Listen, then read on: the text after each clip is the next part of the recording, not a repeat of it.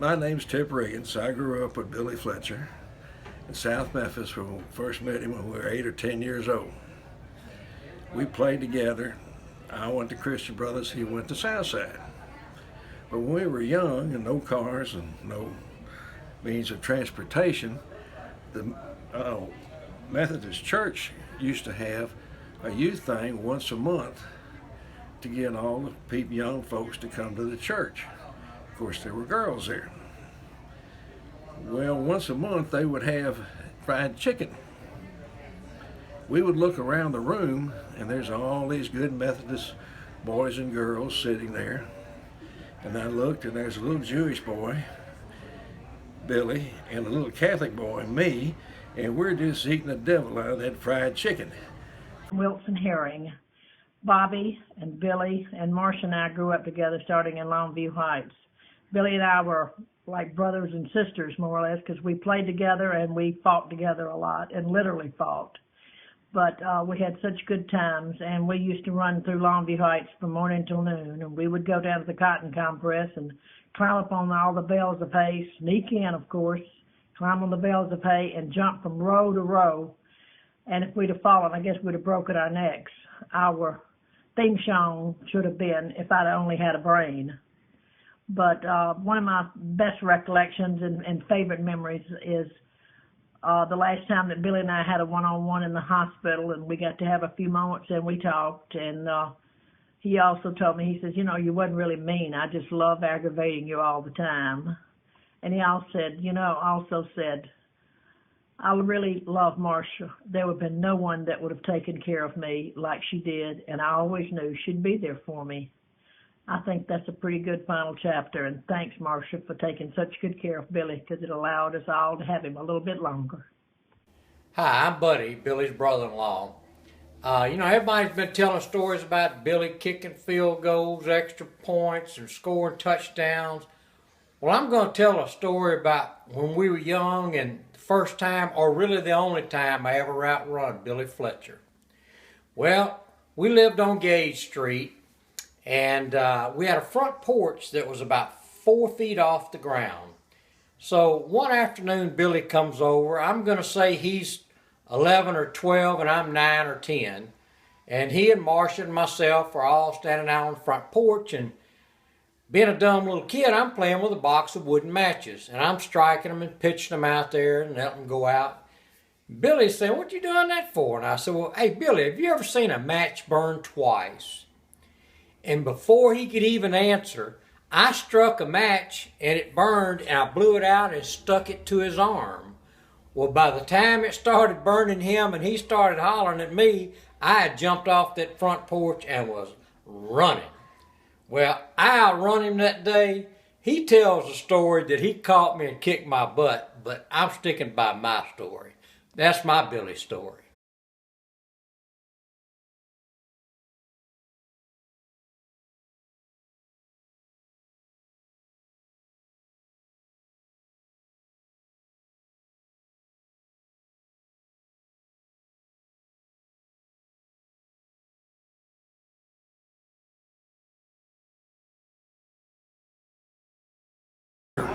When I was just a kid, we was all the same age. Little did we know what was going to happen way in the future. But I went to Southside Park with the Capitino brothers from Fort Pickett out by the river, and they were playing for Pepsi, as was Billy. He was a shortstop, but they didn't need a third baseman. Billy could play from second to third.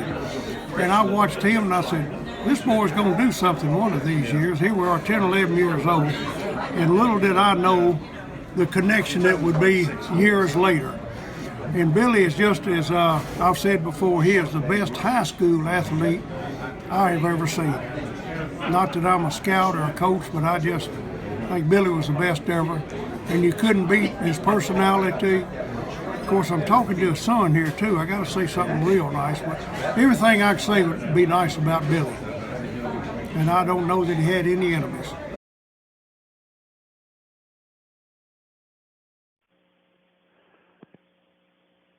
I'm sorry I'm unable to make the long trip to Memphis to celebrate the life of Billy Fletcher.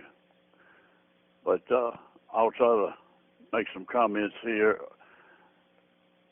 because he was just super special in every way. He had a magnetic personality. Now, I mean by that when you saw him and met him, he was so friendly, and that look in his eyes and the expression on his face, you were thought to be very, very important to his life from then on. And he had more friends than anybody else in Memphis, plus in Denver and everywhere he went. He was an outstanding athlete. He didn't play as a sophomore. When I got to Southside, he was to be a junior, but he hadn't played any varsity football because they had basically a senior ball club the prior year. And so we were trying to find, well, a sports writer saying we'd be lucky to win 3 ball games. Well, we got Billy going and some other good people with him, but he was key. And we went 9-2 that year, and next year we were undefeated. The senior year was a great year. We had a lot of option stuff, sprint out options, sprint out, and so if he's open, if he's not, run it. And I went back over all the plays of the year that we had on tape. And after the season was over, I went over and found out that his average run was 37 yards, and his pass completion percentage was 70%. He was so outstanding that once you got his little techniques down and refined them, he was the finest athlete I've ever been associated with and ever will be. And he's like my other son. I have 2 sons, but he's my 3rd son, and always has high school. And I just honor and praise the Lord. He was a winner. He wanted everything. Billy was just as great on defense as he was on offense. I've seen him time and again at 165 pounds knock a 190-pound running back dead in his tracks over and over and over again. And so when we needed an interception, I would tell him to back up just a little back. I said back up 3 to 5 yards and go for the football. Don't go for the breakup, go for the football. And every time he did, he went to football and made an interception. So it worked for him. He's great, super great. And we just thank Andy Bramlett for being the angel that God sent to him at the right time when he was ready to receive and accept Jesus as his Savior. Well, he's all winner all the time and went out a winner. And praise the Lord.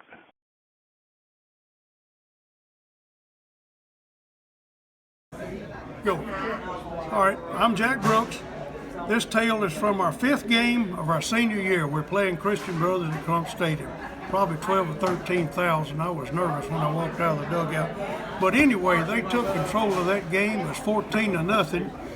And Billy hit Bobby Bridges with a fluke pass, hit somebody, and Bobby caught it and went in the end zone. It was 14-6 at halftime. We come out the second half after Coach Phillips had chewed us out. We were a different team. So towards the end of the game, we were ahead 27-20. That's how it ended. Okay, Christian Brothers was driving, maybe our 20-yard line. Billy calls a timeout. And we just looked, he said, we're going to all get down on one knee and we're going to have a prayer. We're going to say the Lord's Prayer. And there was a pause in there and Billy said, Damn it, somebody started. I don't know it. Him being the good Jewish kid he was, he didn't know it. I'm Neil Cordell. I was a guard on the football team with Billy at Southside. Billy and I go way back. In fact, Billy and Marcia and I go way back. We were in grades 1 through 12 together in the same home room for 12 years. And I saw Billy evolve from a little bitty squirt playing football down at Longview and baseball up at Southside Park. And then Billy and I went to Memphis and he played football and I was playing baseball.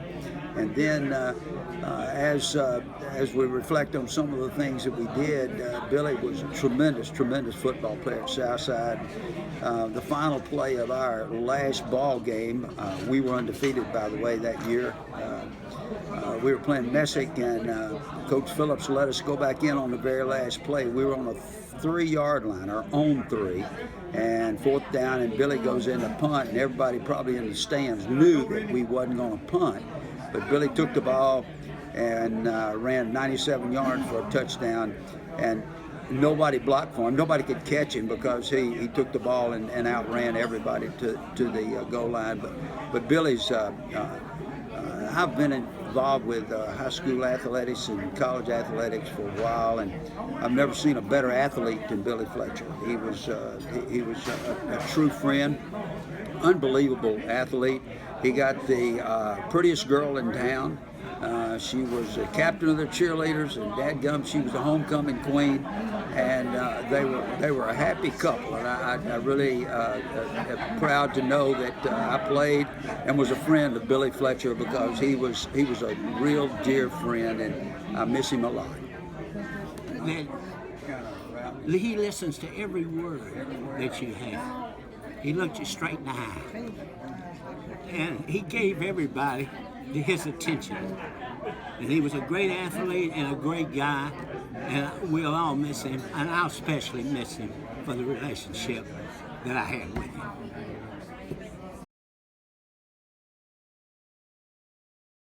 Hi, Marcia and Jay. This is Bill Gooden in Tunica. I want to tell you some things that I do know about Billy Fletcher, other than he's one of the greatest football players I was ever around. When I left high school, like Billy, I signed and went to Ole Miss and stayed there one semester. I left Ole Miss and went to the University of Oklahoma, and I'd been there about a year. Coach came to me one day at Oklahoma and said, "How close to Memphis do you live?" I said, 30, 40 miles. He said, "Do you know Billy Fletcher?" I said, "Coach, I know the name. I've heard about him, but I don't know him." He said, "Well, he's a quarterback, and he's somebody we really like to have out here. And tomorrow afternoon, there's a man from Memphis is flying him out here in a private plane. And I want you and a couple of guys to go meet him at the airport, take him to Oklahoma City, and we'll give you some money. Take him out to eat and show him a good time and sell him on our athletic program here at the University of Oklahoma." Well, I already knew what position Billy Fletcher played, and I was a quarterback myself. Not of his talent level, but I wouldn't have any intention of telling him how great Oklahoma was, so we took him out. We had a great time. I really enjoyed being around him. We spent most of the night talking and having a few drinks and doing things that young men do at that age. But I sure didn't want any part of fighting with him for that position at the University of Oklahoma. But I really didn't run the school down because I loved it. I didn't see Billy again until 1962. I left Oklahoma because I found out you really have to go to school out there to stay on the team. I wound up at Memphis State, not too far at the same time that Billy did.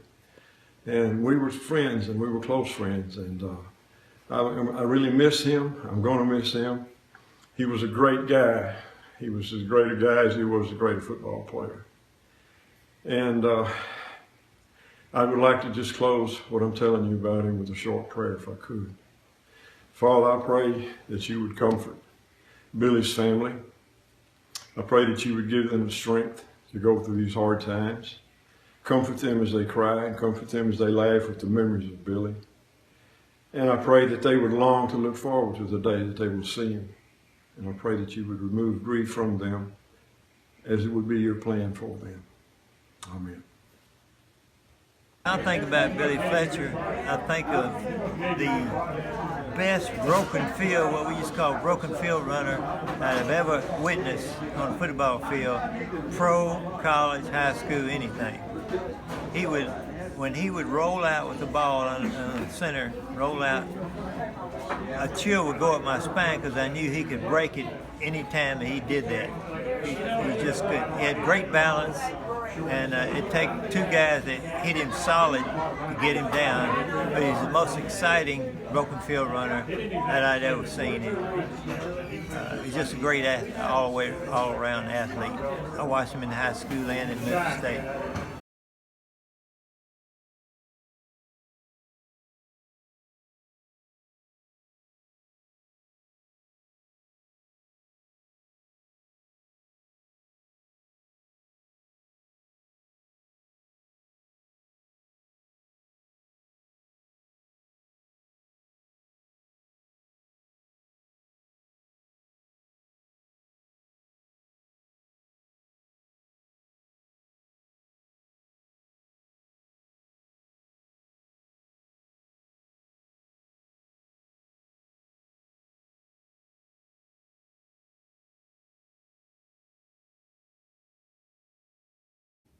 Memphis lost a crucial sports ambassador to the University of Memphis when we lost Billy Fletcher.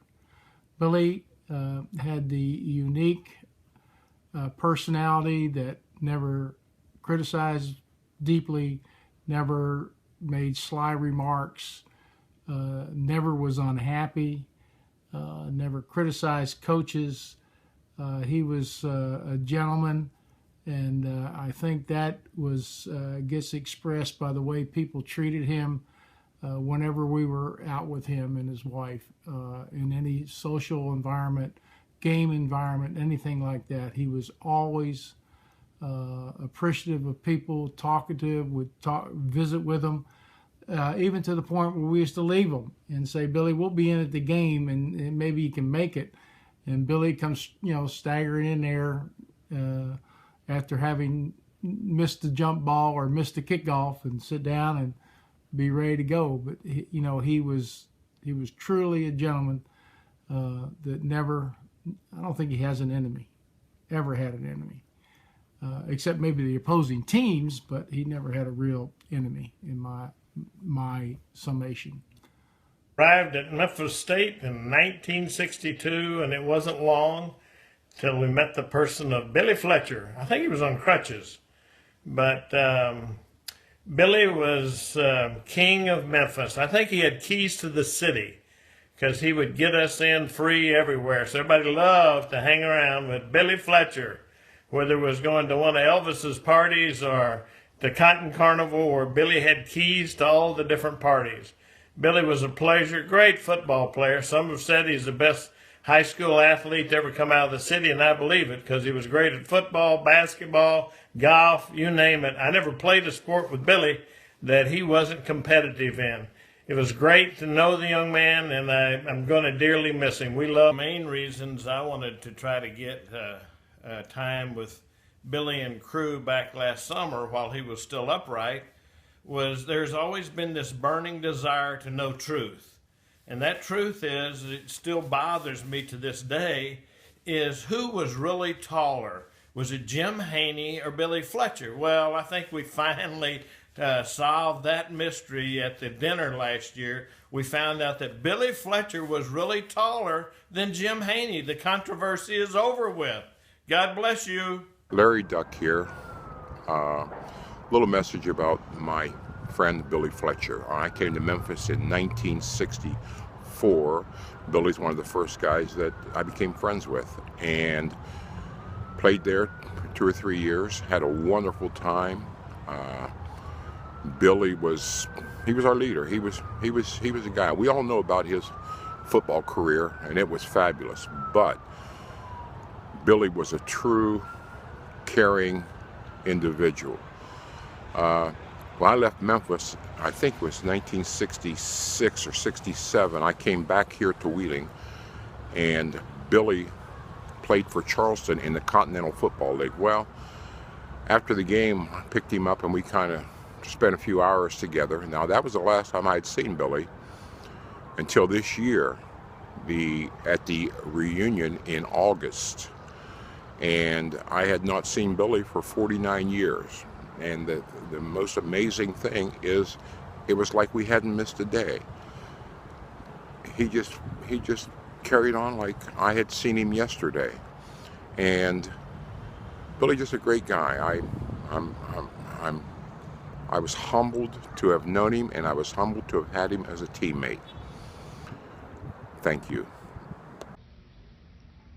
Hey, this is Terry Padgett, quarterback for the Memphis State Tigers in '66 and '67. And what an honor it was to play behind Billy Fletcher, Russell Balmer, and James Earl Wright. Well, my Billy Fletcher story is 1965. We just got beat by the Quantico Marines. Coach Murphy comes in and into the bathroom, and his voice goes, "Padgett, you're my quarterback next year. Get ready." I question that. I go out and I find Billy. I said, "Fletch, what's the deal? I'm the quarterback next year," Murphy said. He said, "That's right." I said, "Those are big shoes to fill." He said, "No." He said, "I only wear a size 9. He said, "You'll do great." He said, "Play hard, play smart." Billy, thank you for being a Tiger. And Billy, thank you for being my friend. Hey, I met Billy in college where we played ball together, and Billy was the Coach Murphy's favorite quarterback. And I can tell you why, because Billy was assigned a dormitory room.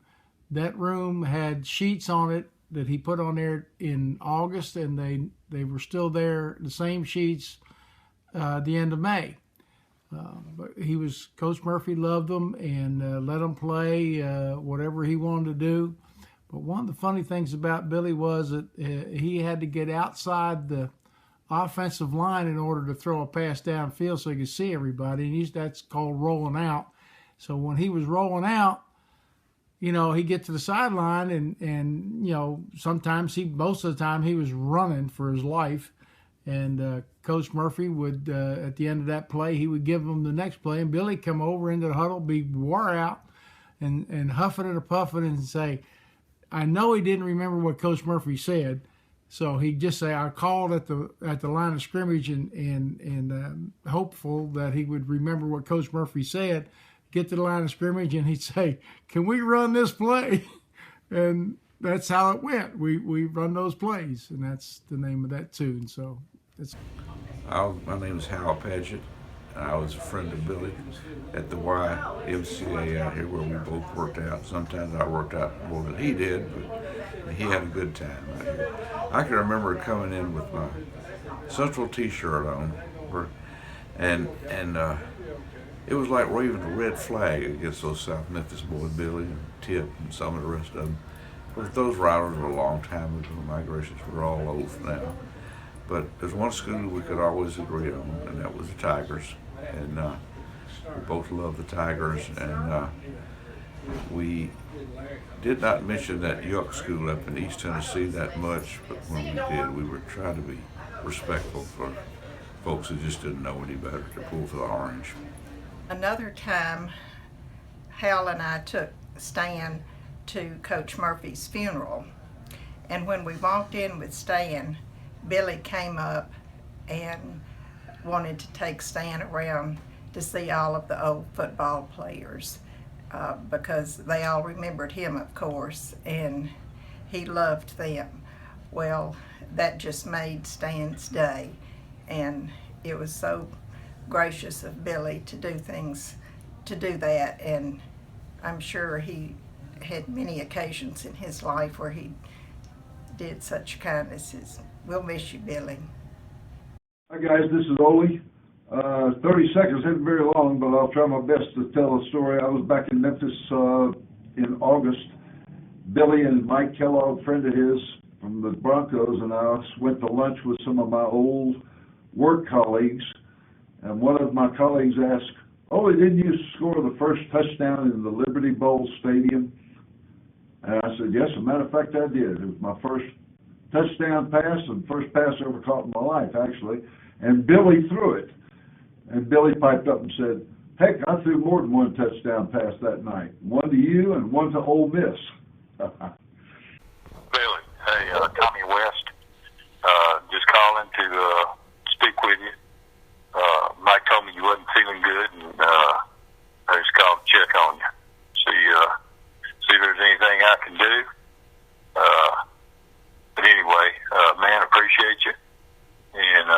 call you back, but basically just want to check on you and tell you how much I appreciate everything you did for me while I was there at Memphis. You were awesome.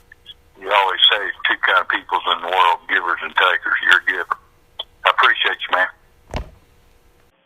Tonight, Billy beat Mississippi State when they were a high-ranked ball club and undefeated. He threw for 3 touchdowns, plus some 257 yards, I believe. And he had to show his art, so he had to run one in too. So he ran one in and threw for 3, and beat an outstanding football team. But he was outstanding that night, but never accepted any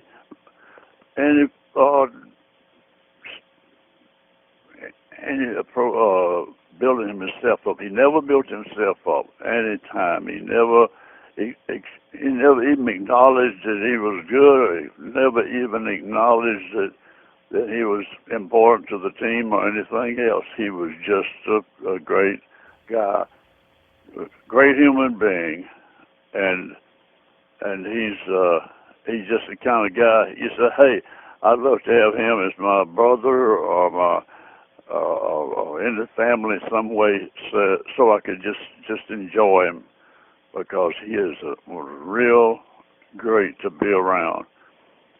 But a super athlete, and like I said, he was a winner. He was a winner in everything that he did. Could have been a professional golfer if he had chosen to.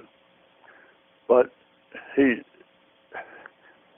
just wanted to be Billy Fletcher, and that's all. And that was a prime thing for him, and that was a prime thing for everybody that he met.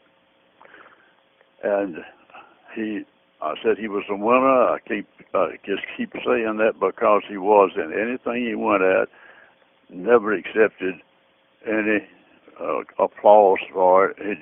He just wanted to do it, and he did it, and he had the ability to. And he went out a winner, because the last days of his life, in fact, it was on the 21st day of January of 2016 that we had been praying that an angel would go into him and get him to accept Jesus Christ as his Savior. And that he did.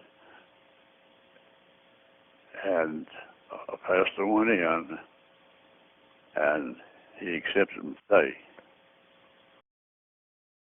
Jay, first of all, I'm honored that you asked for me to talk about Billy. And all the folks that are there in attendance, they all know Billy, so I'm not telling them anything different. All I can do is tell you about the first time I met Billy. 1966, I met the miniature version of Elvis Presley. Sitting there, we're both in Golden, and I'm trying to figure out what are they going to do with a guy who's 5'9", weighs about 165 pounds, and got sideburns down to his chin. I walked up to Billy. Billy introduces himself, and then the conversation begins. I said, Billy, what are you doing here? And he said, well, I've been drafted by the Denver Broncos. I said, Billy, I understand that. My question is, what position are you going to play? He said, well, I played quarterback in Memphis State. I said, no, quarterback's out of the question. Next position. He said, well, I can kick. And I said, well, being a kicker, that's a possibility. What other positions do you play? He said, well, I can play running back. I said, Billy, you can't play running back. You're too small to play running back. You're not fast enough to play running back.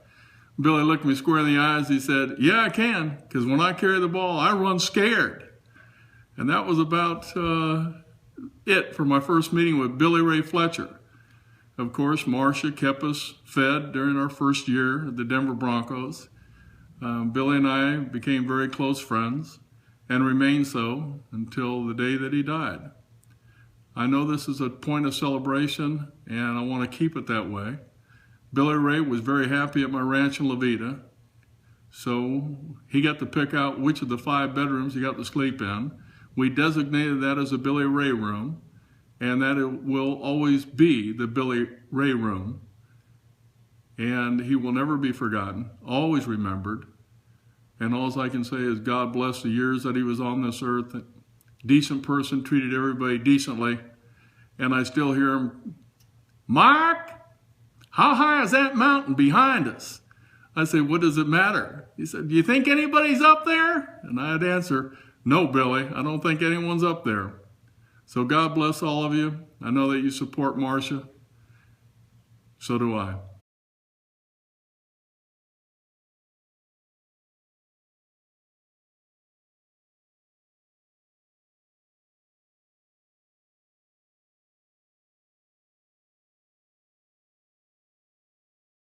My name is Bobby Bramlett, and I'm here to just share a little bit about an experience I had with Billy Fletcher over the years. And I can tell a story about the time that I was just a young pup, about 19 years old, and I got to go to Canada to play a little football. And I rolled up there with Billy Fletcher and Whit Canale. And after we got to camp and everything, I just kind of followed Billy around because he was experienced and he'd already been playing pro ball. So I kind of hung out with him. But the thing that I remember most about Billy, now I'm going to go way back to my 7th or 8th grade year at Humes High School, well, junior high then. I remember sitting out at Crump Stadium, just a little boy, and watching, the game was, I think it was against Christian Brothers. I may be wrong, but whatever team it was, I just remember that the time was running out and Southside was behind, and they kicked off and Billy received the ball at about the 5-yard line, and he come running up the right side of the field, cut back, ran back, cut back, went up the middle of the field, cut back, went over the left side of the field, cut back. He ran 200 yards to run 95 yards. And I'm a little boy, but Billy Fletcher, ever since that day I saw that, has always been like a hero to me.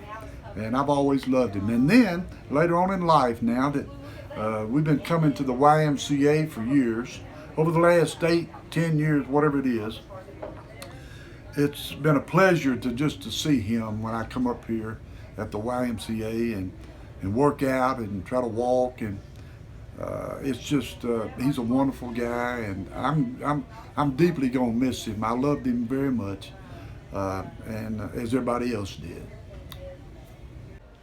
Billy always had a smile on his face, most of the time, and he loved his family.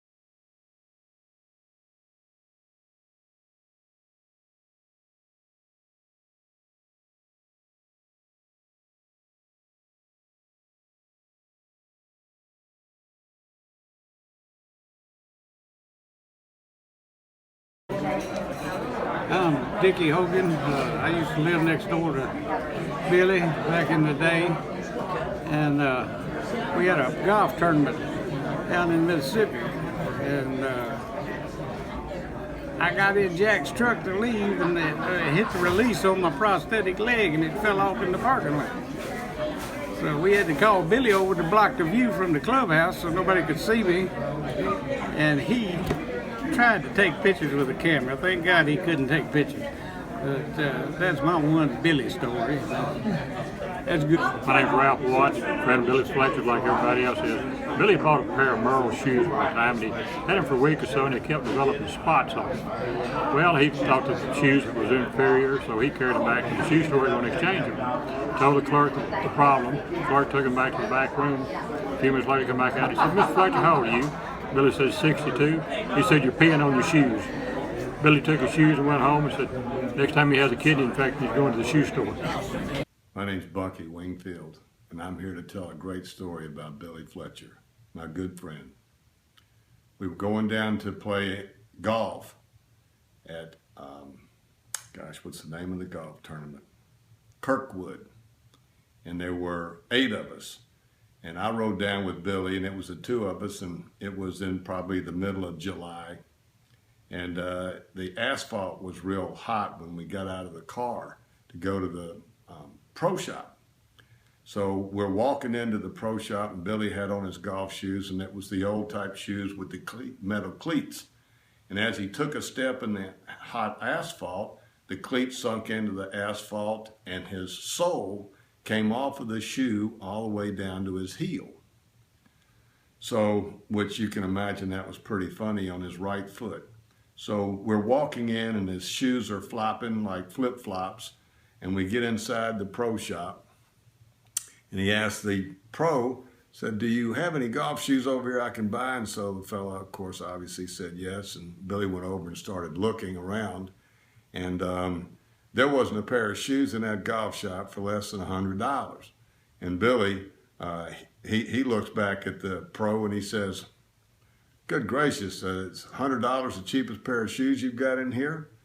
And the fellow said, "Yeah, that's whatever it is, it is." So Billy's looking around, and on the desk there was some duct tape, about 2-inch wide duct tape, silver duct tape. Billy said, "Let me borrow that tape." He sat down on that chair, and he took his foot, and he took that duct tape, and he wrapped it around his shoe, and went out and played golf and proceeded to shoot 74, which was hysterical the entire time. We were laughing. Of course, there he has the duct tape around his shoes. When we came back in from playing, Billy walked back into the pro shop, and he wanted to know how much that pro wanted for the duct tape. He said he was going to go home and tape up all of his shoes because he hadn't shot 74 in a long time. That was my good friend Billy Fletcher. I loved him to pieces, and he'll be terribly missed. See you, Billy. My thoughts on Billy Fletcher are very simple. I've never had a better friend. I've never known anybody that was as loyal and faithful and true to everybody as Billy. And when people start telling funny stories about Billy, I miss all the athletic things and his greatness, but what Billy was really a true professional at is Billy knew every place to eat in the country. Billy and I spent many hours in Billy's truck riding through the countryside, especially in North Mississippi, but we knew what was in every convenience store, what was on the buffets, where to go. We could go to the Bahia and eat onion salads, or we could go to the country club in Olive Branch and have breakfast, end up eating lunch at Tunica, because Billy always knew somebody that, we'd get a pit boss or somebody would take care of us. But, Billy knew all the employees in my restaurant, front and back of the house. I'm not sure Billy ever ate a meal in my restaurant, but he certainly knew where the biscuits were. And he'd always come in and go in the biscuit box and say, "I just want one biscuit. I just want one biscuit." But I guess one of the stories that I'd like to share with you is that Billy's the only guy I know that got kicked out of a Chinese buffet. And, you know, I'm not doing this. I'll try to tell it like it was told, but I don't mean any harm by it. Billy used to go in quite often and get to-go boxes and fill them up with stuff off the buffet. So finally one day we go strolling in, and the owner of the place comes running up to him and says, "You no eat here no more, no more." And Billy looked at her kind of funny, and she said, "You eat all my egg rolls, no more egg rolls." And you know, she really told him to leave, and it kind of funny. I don't know that Billy's ever been kicked out of any place before, but we certainly got asked to leave the Chinese restaurant. And you know, that's the Billy that I remember is the one that you know, I like chicken gizzards. Billy likes chicken livers.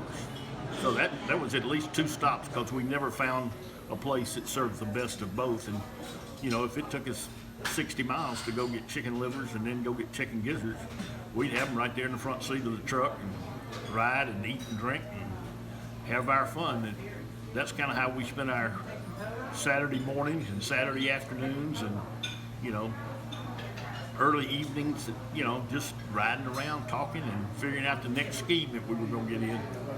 But trust me, he will ever be missed in my life. I've had so many good times and so much fun just knowing Billy Fletcher that you know, he and all his friends, you know, you can't just know Billy. Billy puts everybody together, and everybody else becomes friends as well. I was fortunate enough to have played ball at Memphis State when Billy did, and you know, many of his friends became my friends and vice versa. But you know, we've lost a lot of the really, really good players and good friends in recent times, and you know, the only thing that I can say is, you know, Heaven's got a new quarterback, and I guarantee you he's up there as a good one. Love you, Billy. Billy and I were business partners at Metal Supply Company for many years. Not only partners, but good friends all the way until his death.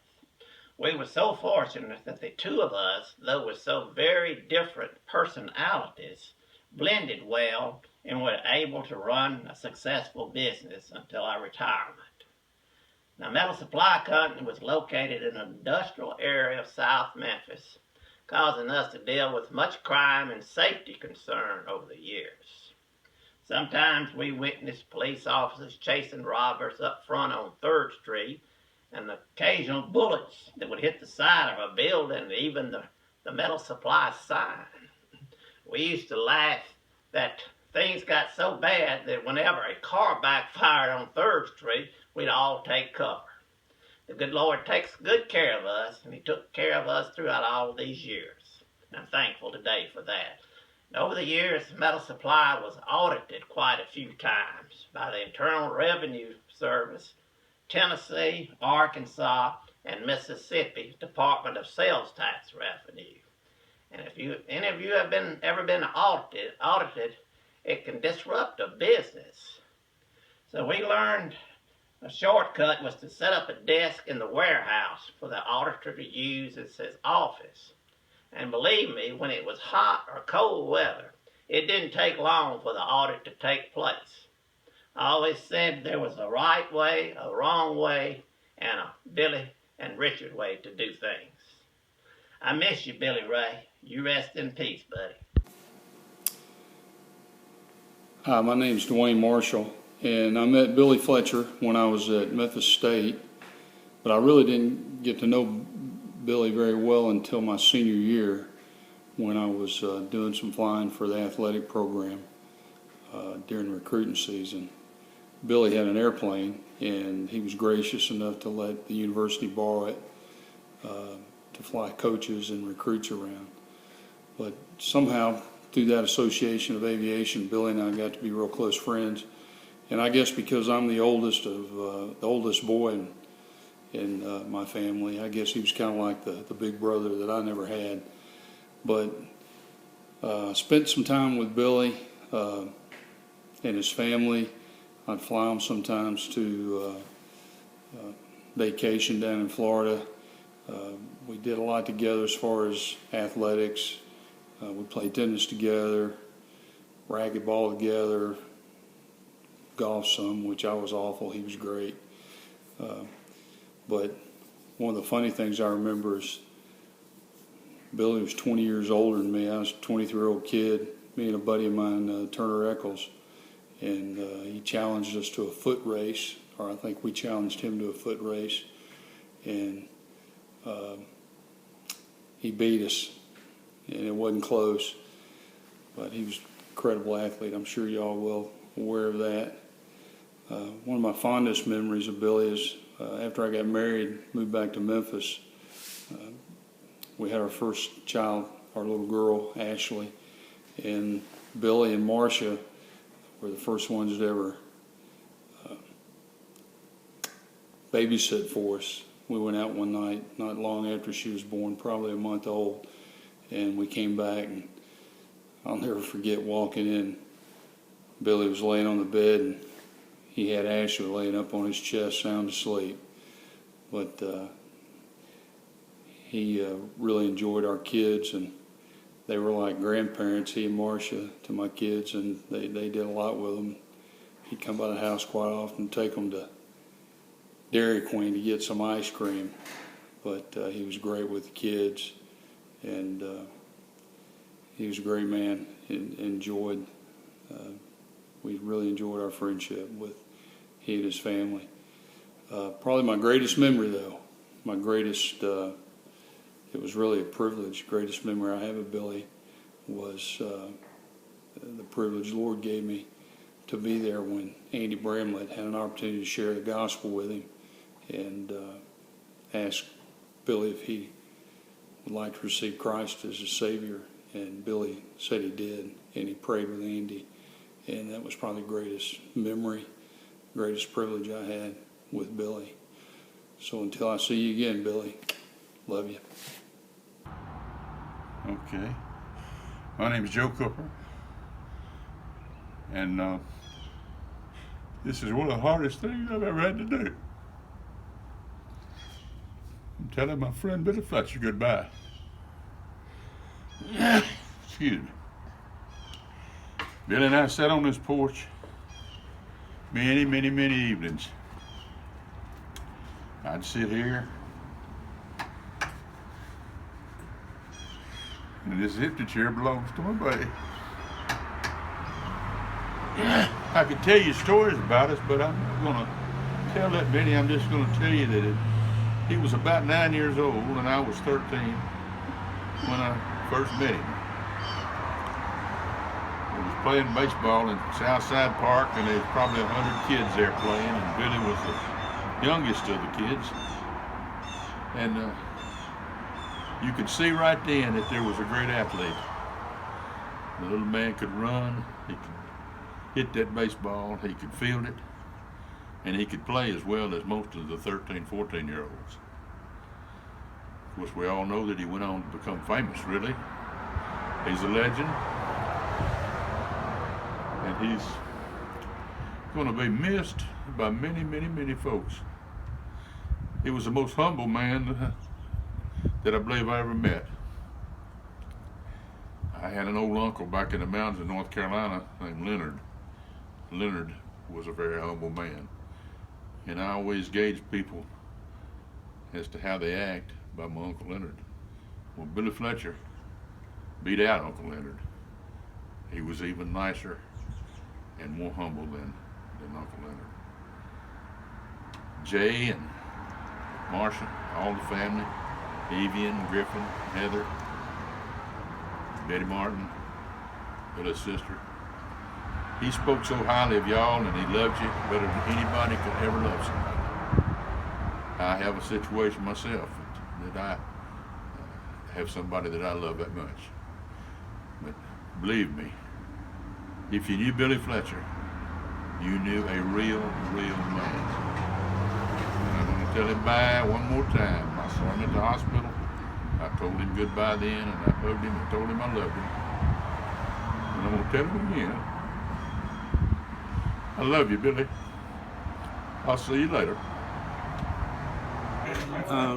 My name's Joe Roberts, and Billy's a good friend of mine. He stopped by my house 3 or 4 times a week. He fed my dog. He kept care of my dog, Miss Daisy, and we were best of friends. And it's surely going to be missed by many people all around. And he was my pal.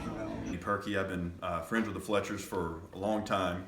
And one of my favorite stories about Billy was Labor Day 2014. We were all over at Jay's house at the pool, and Billy was outside giving the kids tips on flips and back flips, and he kept threatening that he was going to do a backflip, and no one really believed him. And we were about to leave that evening, and here comes Billy. He pulled back up and barely gets out of the car with a t-shirt that says Backflip King on it.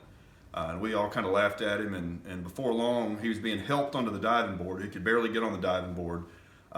Walks to the back, turns around. In the meantime, I'm taking my keys and phone out of my pocket because I think I'm going to have to jump in and save him. And he proceeds to do a backflip, probably the best backflip any 70-something-year-old man's ever done. And that was, it was pretty incredible to watch. Going to miss Billy. He was always the same every time I met him. I feel honored to have known him.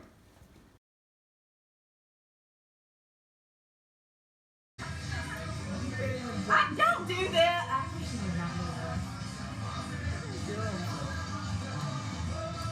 I'll go get the wheelchair. I don't think the wheelchair is what you'll need.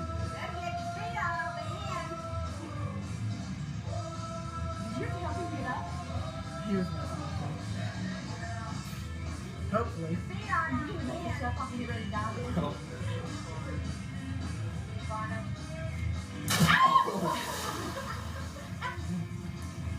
Are you coming up? That was great. I said that's a jackknife. That was good. That was pretty good. That was very good. That was just a warm up. I think that was the last one. Yeah, because the real workout swimming to the side. Yeah. Sure. Going very fast. There we go. All right, we're impressed. Now who's time?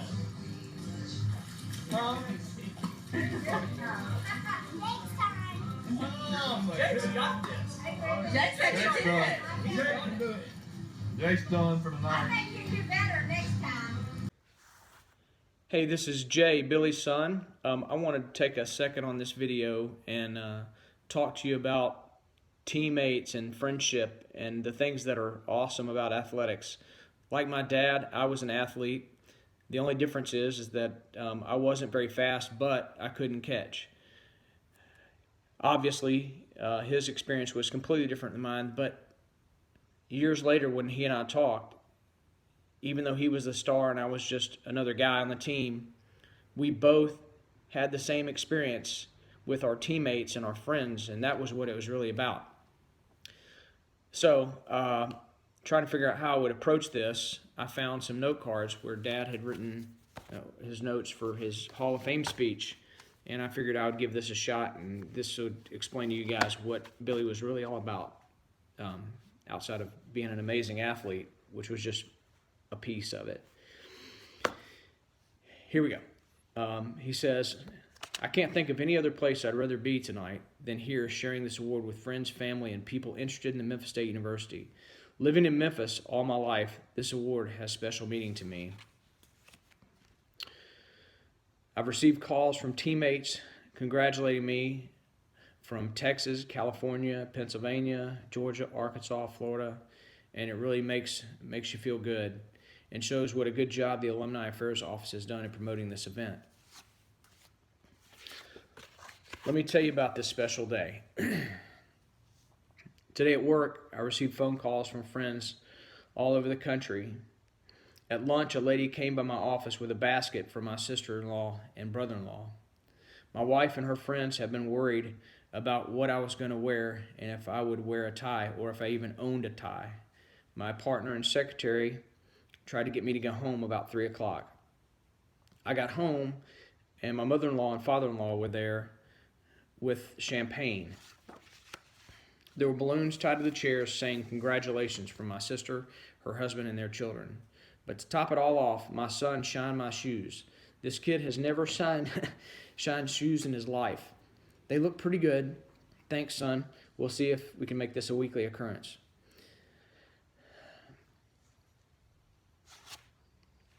I'd like to thank everyone that has made this night possible, mainly former teammates, coaches, which bring back names like Emilio Solopek, Jim Haney, Jumbo Evans, Richard Sakash, John Fred Rabilio, Coach Roger French, Coach Red Hoggard, Doc Smith and Woody, Dallas our cook, Joyce Whiff, our secretary, Coach Larry Wright, and a couple other ones I can't read. He didn't have great penmanship. All those people contributed to the success of our team. We had fun playing the game. We played as a team, we won as a team, we lost as a team. There was no I's allowed on this team, such as I scored a touchdown or I kicked a field goal. If this happened, we had a man named Spook that reminded us football is a game that takes 11 people to compete, and all 11 have to contribute on every play, and if we weren't pulling our load, we were pushing our luck. I was reading the paper this week, and I saw that we still have some records. Let me tell you a little about these records. There was the field goal record that should have the holder's name on it. We were playing in West Texas in a stadium that was below ground level. He says describe. I'm assuming he described it. I wasn't there. It was 4th and long when Coach Murphy sent in the kicking tee and said to try a 49-yard field goal. We lined up. Ole Cordell put the tee down, looked up at me and said, "Can you kick it that far?" I said, "We've got the wind at our back." He got up and moved the tee back a yard and said, "If we make it, it'll be 50 yards. The field goal was good, and Ole's record stood for 18 years. Now let's talk about the passing record. Coaches teach passers to throw the ball away if your receivers are not open. We were playing Mississippi State in 1965. Being a very coachable, I did just that, as everyone was covered, to throw the ball away. The only problem was I tried throwing the ball out of the end zone, but I couldn't throw it that far. So all Bob Sherlag did was whip 2 defenders and make a circus catch for a touchdown. Again, who got the credit? The quarterback. The record I did by myself was throw the most interceptions. I did that by myself. Again, I would like to thank my teammates for this night. Also, I'd like to thank the players like James Earl Wright, Jack Carter, John Bramlett that helped start major college football at Memphis State, and people like Ray Jameson, Dwayne Marshall, Danny Sparkman that has kept it all going. And that's what he said that night when he was inducted into the Hall of Fame. I think that shows kind of what he was all about, is that it wasn't about the individual stuff. It was all about teams, and he loved those guys, and I heard about all those stories my whole life, and I'm going to miss them. Thank you all for coming out tonight.